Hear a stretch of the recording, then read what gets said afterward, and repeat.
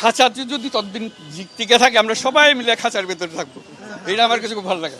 আজকে ভালো লাগলো যে খাঁচার ভেতরে ছিলাম না, এখানে খাঁচার ব্যবস্থা নাই।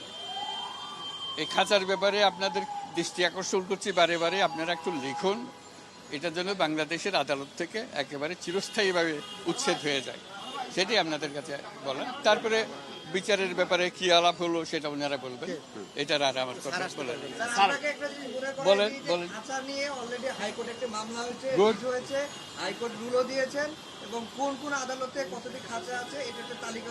আমি খুব খুশি হলাম, আমি ধন্যবাদ জানাচ্ছি আদালতকে, ধন্যবাদ জানাচ্ছি বিচার বিভাগকে, ধন্যবাদ জানাচ্ছি। স্যার, আপনি মাননীয় প্রধানমন্ত্রী একটি সংবাদ সম্মেলন নিশ্চয়ই শুনেছেন, সেখানে তিনি বলেছেন যে আপনার সাথে বসার বিষয়ে।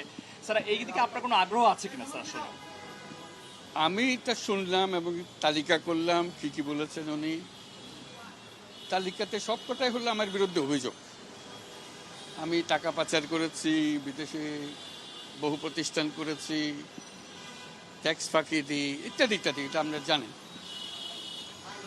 এগুলো হলো তদন্তের বিষয়, বিতর্কের বিষয় না। এটা আইন আদালতের বিষয়, বিচার বিভাগের বিষয়। এখানে বিতর্কের কি আছে বা ডায়ালগের কি আছে আমি তো কিছু পেলাম না। তার কাজে আমার মনে হয় এই বিষয়ে আমার কিছু বলার নাই। আর যে সমস্ত বিষয় উনি উত্থাপন করেছেন অভিযোগ হিসেবে, সেগুলোর জবাব আমরা বহুবার দিয়েছি, একবার না।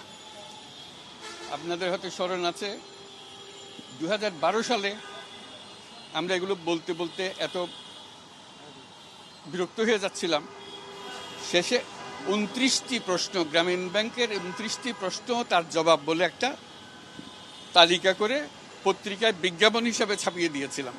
ওগুলো পড়লে এগুলো জব ওখানেই পেয়ে যাবেন, এটা নতুন করে আর জব খুঁজতে হবে না। এই যেমন আমার ট্যাক্সের ব্যাপারে আমি বলেছি, ট্যাক্সের ব্যাপারে কোনো দিন সরকারের পক্ষ থেকে, এনবিআর এর পক্ষ থেকে আমার জন্য কোনো মামলা করাই হয় নাই। কাজে ট্যাক্স ফাঁকির বিষয়টা আসলো কোথা থেকে এটাও বুঝতে পারতেছে না। তো কাজে এগুলো হলো তদন্তের বিষয়। আবারও আলোচনা করতে চান করুক।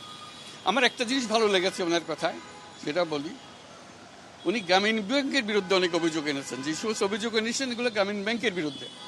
ইতিমধ্যে আইন আদালতে ঘোরাঘুরি করে একটা জিনিস শিখেছি, যে প্রতিষ্ঠানের বিরুদ্ধে যখন অভিযোগ করা হয় তখন চেয়ারম্যান এবং বোর্ড সদস্য সবাইকে অভিযোগ করা হয়।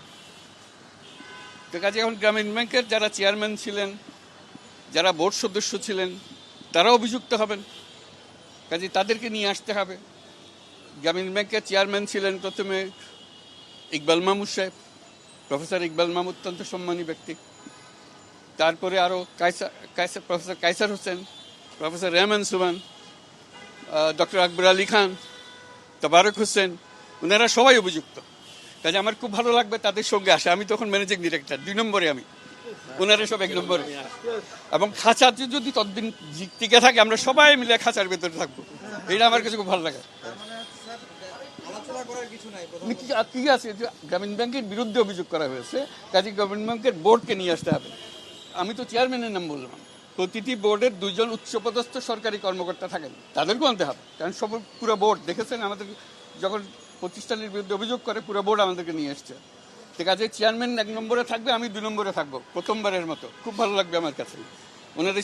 ওনাদের সঙ্গে থাকলে আমাদের খুব আনন্দ হবে, যে ওনাদেরকে সঙ্গী পেয়ে আমরা খুব কৃতার্থ হলাম।